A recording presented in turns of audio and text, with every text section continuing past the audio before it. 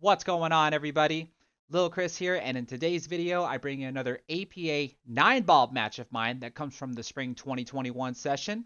And in this matchup here, I'm going to be playing up against a skill level 6. So this is going to be a race to 75 for me as a skill level 9 to my opponent's 46. And unfortunately, my opponent did request that I do not include them in this video here, so you're only going to get to see when I shoot. So let's see how this match goes. Okay, for the first rack, my opponent won the coin flip and got to break, but they scratched on the break, giving me ball in hand. Now, if you're wondering why the 10 ball, the 11 ball, and the 12 ball are on the table, that is because of the previous match that finished early when a player broke and made the 5 and 6 and only needed to make the 1 ball to win their match. So with the remaining balls left on the table, combined with the 10, 11, and 12, we created what's called a dirty rack. That way we don't have to spend $1 just to get the 1, 5, and 6 back out of the table. So now the 12 ball is the new 9 ball, and we still just have to shoot these in numerical order. So with ball in hand, I'm going to set up to where I can shoot the 2 ball into the lower right corner pocket, and with a little stun on the cue ball, I'm just going to stun over to my left to set up for the 3 ball to go into the upper left corner pocket.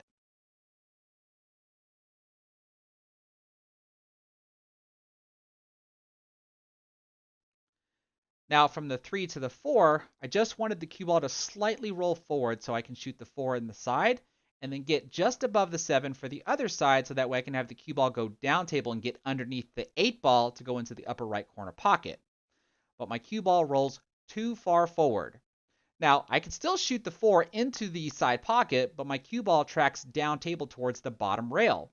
So what I try to do is just draw it over to the side rail so that way I can shoot the 7 into the upper left corner pocket. Now, I actually didn't expect to draw that much, let alone I didn't expect for the cue ball to catch the point of the side pocket and set me up like this, where I really don't have a shot at the 7 ball. So what you see me measuring up here is to check to see what the carom angle, or I'm just going to try to billiard off of the 7 ball so I can hit the 12 ball into the lower right corner pocket, which is going to end the rack because the 12 ball, remember, is the new 9 ball.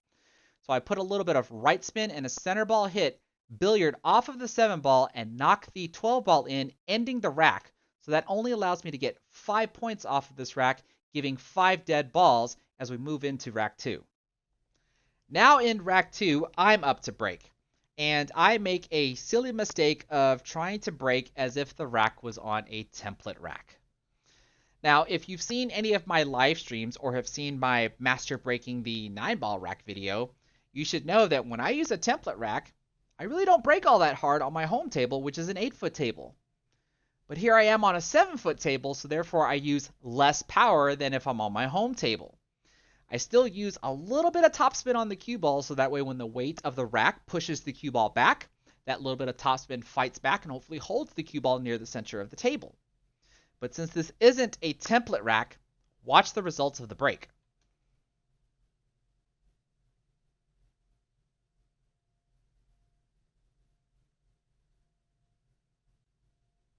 As you can see, I don't even make the wing ball. The balls barely spread open. I did at least get 4 balls to hit a rail, so that at least makes it a legal break.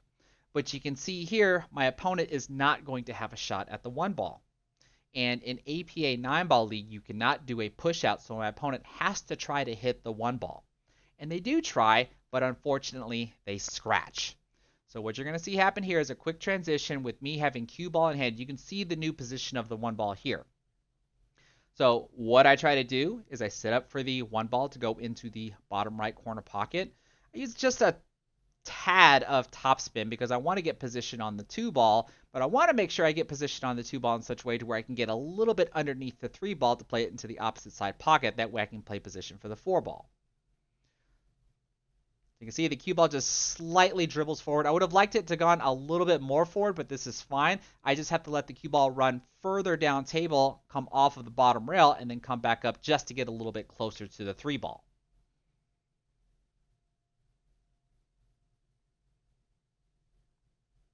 So pretty much like this, because now I can cut the 3 ball into the side pocket, and you can see my cue ball is going to track up table towards the foot rail. But now I want to check and see, how do I want to get position on the 4? Do I want to try to just land in the window like that? Do I want to run into the 9 ball? or do I want to come in from behind? Because if I run into the 9 ball, I run the risk of the 9 ball getting in the way, which is why I tried to go underneath the 4 and the 9. So I played the 3 ball with a little bit of bottom left spin so I can draw the cue ball to the short rail, get behind the 4 and the 9, and you can see that left spin takes off. And I'm going to say that I luckily hit the 4 ball the way that I did, when in reality I probably wanted to really hit the 9 ball. Now with the 4 ball, I can just play it to the upper left corner pocket with a little bit of right spin on the cue ball, so that way I can hopefully run into the 9 ball or just play as soft as I did to have position on the 5. Now with the 5, because this is a thick hit, you're actually going to see me swing pretty fast because I have to get the cue ball to stun off of the short rail and come back out for position on the 6. Now from here, this gets a little tricky because I don't want to scratch. I do have a lot of bottom right spin on the cue ball, but I don't have enough, and you'll see why I say that. Because you see, I don't come anywhere near the side pocket, and I get a lucky kiss off of the 8 ball to push me further into position to be able to cut the 7 ball into the upper left corner pocket, and pretty much try to do the same exact thing as I did on the 6 ball, except this time, I don't want to touch the 8. I just want to come on the other side of the 8 ball, just like I did there with pretty much the perfect speed. I actually wish I would have hit it a little bit harder, but we're okay here because with bottom spin, I can draw off of the 8 ball and then play the 9 ball into the same corner pocket. And because of the error that my opponent made on the 1 ball, I'm able to clean up this rack and score all 10 points. Now in rack 3, and I'm breaking again, I'm not going to be making the same mistake twice. So I am going to be breaking a little bit harder.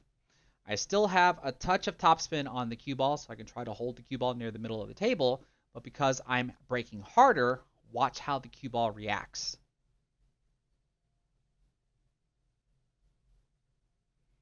Did you see it kind of hop into the air? And it looks like it was going to stop right when it landed, but then it gets kicked by a ball and then lands over by the head string again. But you also see that I made 3 balls on the break. But unfortunately, I don't really have a shot at the 1 ball. It doesn't go past the 5 and the 9 to go into the upper left corner pocket, so I end up trying to play a two-way shot, meaning that I try to be offensive and defensive at the same time. I do try to bank the 1 ball towards the bottom left corner pocket, and with bottom spin on the cue ball, I try to hide it behind the 3 ball, so that way if I make the 1 ball, I have a shot at the 3. But if I miss the 1 ball, then hopefully the 3 ball hides the cue ball. But you can see I don't do either of them because I hit it so hard.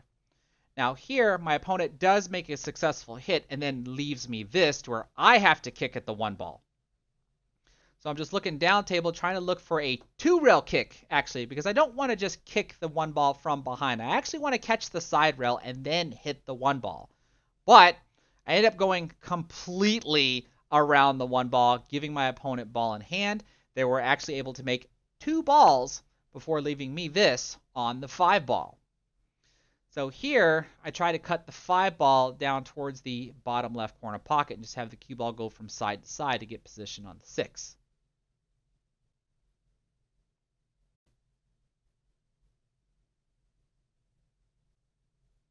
But as you can see there, I don't cut it enough. And my opponent makes a legal hit and then leaves me this on the 5 ball. So now what you see me try to do here is a 1-rail bank shot. So this is the measuring system that I demonstrate in my 1-rail banks and kicks video. I just try to bank the 5 ball towards the cross side pocket, and I don't really worry about the cue ball. I just want to make sure that right there, it doesn't end up behind the 9 ball, so that way I can hopefully see the 6.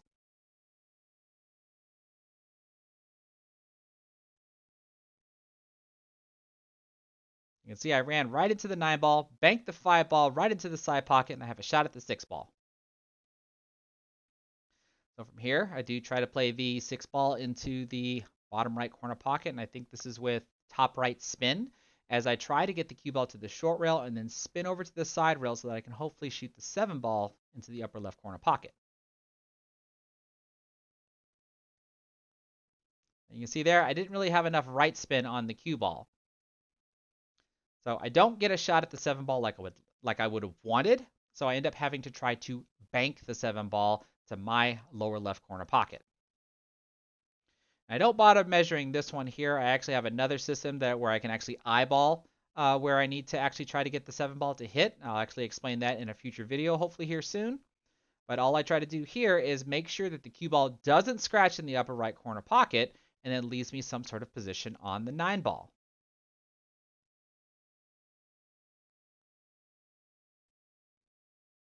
But as you can see there, I don't make the 7 ball, and that pretty much ends the rack there as my opponent was able to clean up and score the last 3 remaining points. Now at the start of rack 4, with the score being 20-5 with 5 dead balls and my opponent breaking, my opponent was able to make 2 balls on the break, so they now have 7. They just weren't able to make the 1 ball. And as you can see, I have a shot at the 1 ball, but I also have an opportunity to set up for a 2-9 combination for the upper left corner pocket. But more times than not, if I can help it, I try not to combo the 9 ball in so that way I can try to maximize the amount of points that I can get off of the table. With my opponent scoring 2 points off the break, there's still 8 points remaining on the table. And that's what I try to go for, since the 2 ball can go into the upper right corner pocket. So I play this 1 ball with a little bit of bottom left spin and have the cue ball go from one side rail to the other to get position for the 2 to the upper right. But what I have to make sure of is that I don't get an angle to where I am back cutting the 2 ball to my left, because that's going to cause the cue ball to naturally go to the right and head towards the side pocket, basically heading away from the 4 ball that is up on the foot rail just behind the 8 ball. So you can see the position that I have is still a back cut angle, but it's not that big of a back cut angle. So with top left spin, I can actually break the natural outbound angle off of the first side rail with a lot of left spin and pull the cue ball back to get position onto the 4 ball. Now from here, I check to see how I want to get position on the 6 ball. And what I do here is with bottom spin and a touch of left spin, since I know I'm going to hit the short rail after I make the 4 ball, I have the spin and the draw pull the cue ball over to the side rail, back out towards the middle of the table to be able to shoot the 6 ball into the lower right corner pocket.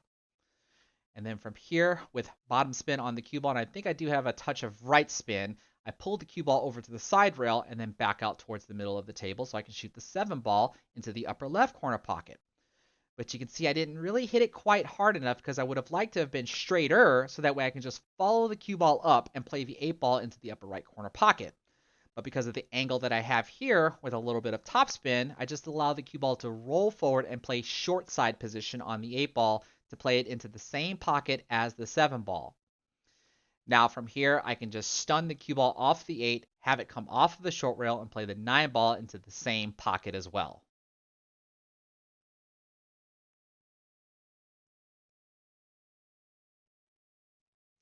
And with that 9 ball there, since I avoided going for the 2-9 combination, I was able to clean up the last 8 remaining points of that rack. Now in rack 5, the score is 28-7, and I believe we're on 4 innings, and I'm back up to break again.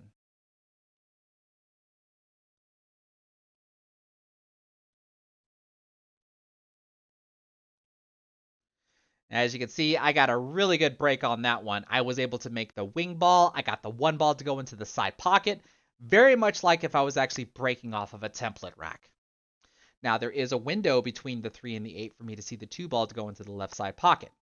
But because of where the 3 ball's at, you can see that both the 5 and the 6 block both of the bottom corner pockets.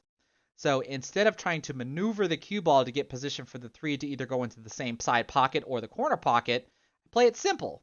I shoot the 2 ball into the side pocket and don't really allow the cue ball to go anywhere, so that way I can play a 3-5 combination for the lower right corner pocket. Now the 3 ball does cut the 5 ball into the corner pocket, which means the 3 ball is going to track over to the side rail. So I make sure not to hit this too hard, because when the 3 ball comes off the side rail, I want to make sure that the position is still set up to where I can play the 3 in the same corner pocket as the 5 ball, just like this. Now, when you see where the 4 ball is at, when I play this 3 ball into the same corner pocket as the 5, I play this with some bottom right spin so I can spin the cue ball off of the short rail, over to the side rail, make sure that I'm not blocked by the 8 so I can see the 4. I then play the 4 into the upper right corner pocket with some bottom spin just so I can draw the cue ball back so I can see the 6 and make sure I'm not hooked behind the 8.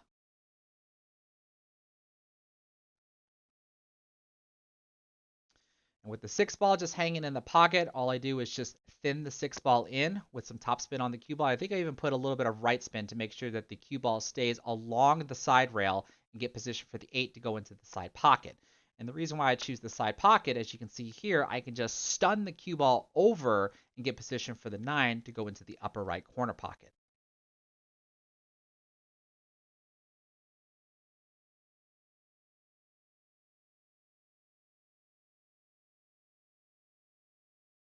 And with that rack there, I was able to break and run and score 10 points. So now here we are with rack 6. Let's see if I can repeat what I did in rack 5.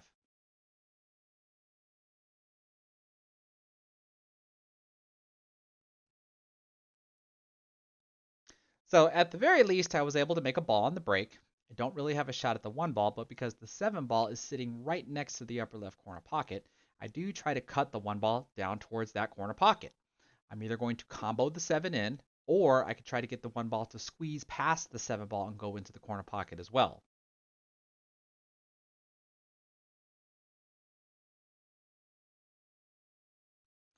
Or I can just massively overcut the 1 ball and just miss altogether.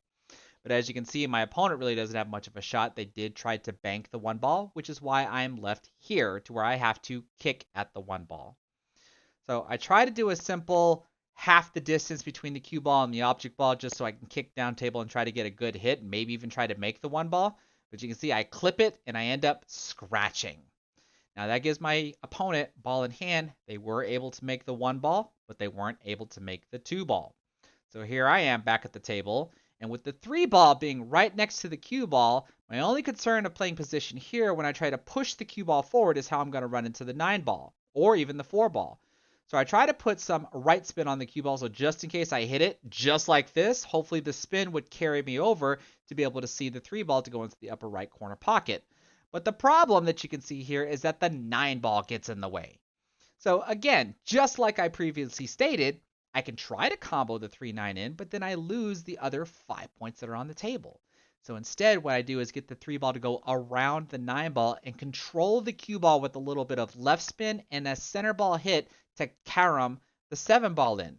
And because I know the 3 ball is going around the 9 ball, I know it's pretty much going to come back down table and be set up for this corner pocket here.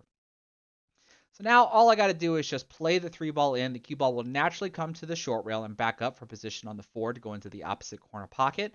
I can then draw the cue ball slightly off of the short rail to play the 5 ball into the same corner pocket.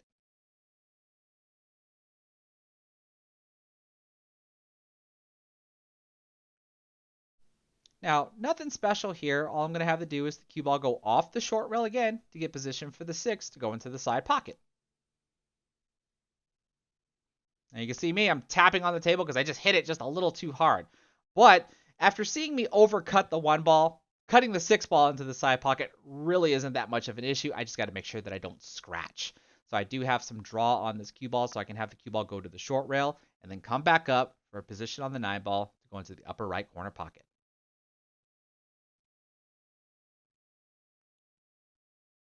And I'm able to clean up the majority of rack 6.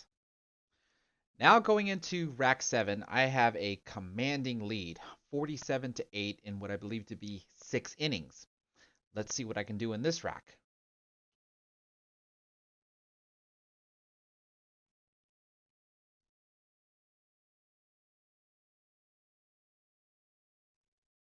I got the wing ball to fall, and I got the 1 ball to go into the side pocket, and I got a 3rd ball to go, and the 2 ball is set up right for the corner pocket.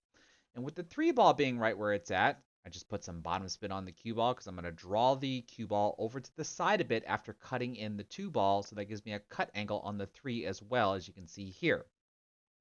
Because of where the 6 ball is at, I push the cue ball to the side rail with a bit of right spin so I can try to get underneath it to try to get position either for the side pocket or to even cut it into the top left corner pocket. But I get a little fortunate when I run into the 6 ball the way that I did, and that's why you can see me shake my head like this, because I am lucky that I have a straight in shot for the 6 to go into the lower right. So with top spin on the cue ball, I just push the cue ball forward to get position for the 7 ball to go into the side pocket, which allows me to just draw the cue ball back for the 8 ball to go into the upper left, and then use top spin to push the cue ball forward after I shoot the 8 into the upper left, giving me position for the 9 ball in the upper right.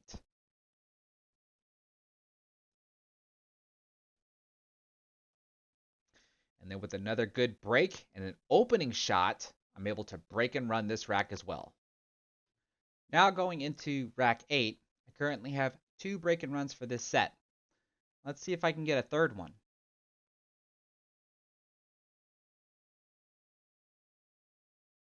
There's the wing ball. I got the 1 ball to go into the side pocket, and the 2 ball rolls past the 9 ball to where I can shoot it into the upper left corner pocket. So with the position of the 4 ball, I can push the cue ball over to the side rail with a bit of left spin on the cue ball so that when it hits the side rail, it just spins back towards the middle of the table for position on the 4 in the opposite corner pocket. Now, when I go from the 4 to the 5, though, I don't want to use just one rail to come into the 5 ball because I don't want to risk getting hooked behind the 6. So I do try to hit it harder to use the left side rail and then roll out into the open with a little bit of right spin. But you can see when I'm tapping on the table, I knew that I hit the cue ball just a little too hard and now I'm hooked behind the 8 ball. So unless I'm able to kick this 5 ball in, doesn't look like I'm going to break and run this rack.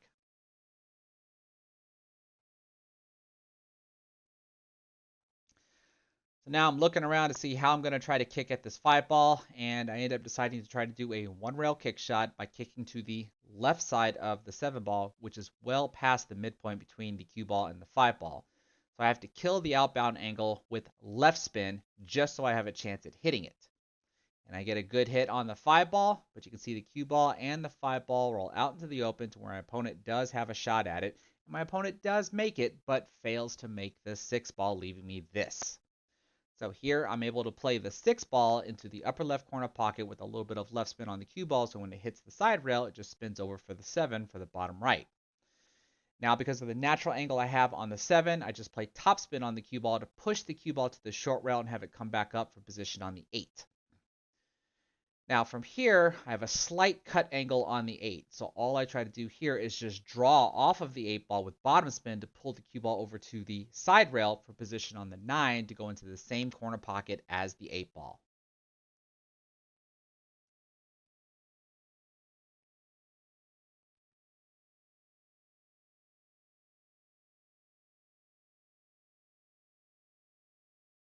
And capitalizing on my opponent's mistake, I'm able to take that rack down. Now going into rack 9 with 66 points, I have a chance to be able to win my match with this rack. Let's see if I can do it.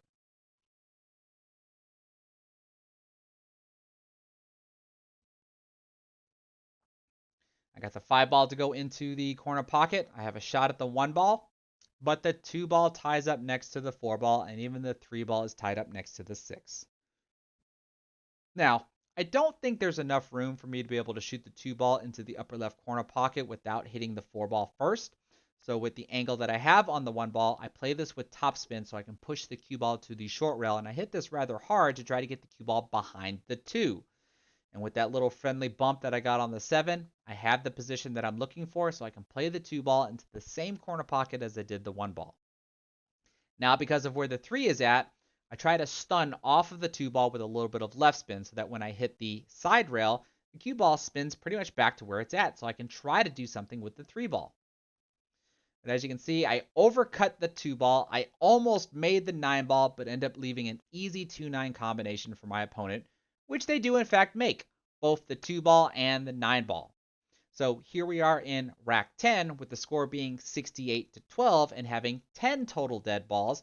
My opponent broke, made the new 9 ball on a dirty rack, and scratched. That's why you see me spotting the 14 ball, because that's going to be the new 9 ball. And now with 68 points, I only need 7 in order to win my match. The first ball you see me start here is the 3 ball. I shoot it into the upper left corner pocket with top spin so I can just push the cue ball forward for position on the 4 that is right behind the 14 ball. The 6 ball over by the right side rail is the next ball, so with the angle that I have here, I also play this with top spin. The cue ball naturally pushes forward over to the short rail and comes out to the side rail for position on the 6.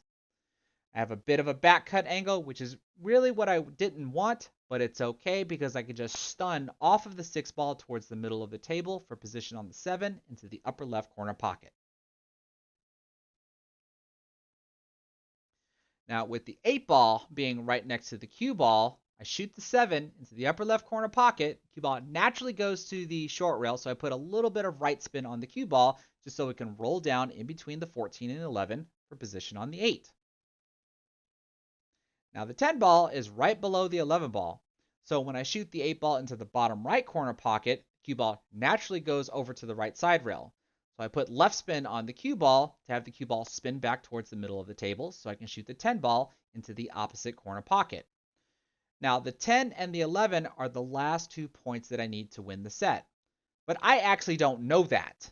So when I play this 10 ball, I'm trying to get position to where I can play the 11 ball into the upper left corner pocket so I can get position on the 12. So with topspin, I push the cue ball to the side rail, have it come back out, and I got the position that I want. So with the 11 ball, I also play this with topspin to push the cue ball forward for position on the 12.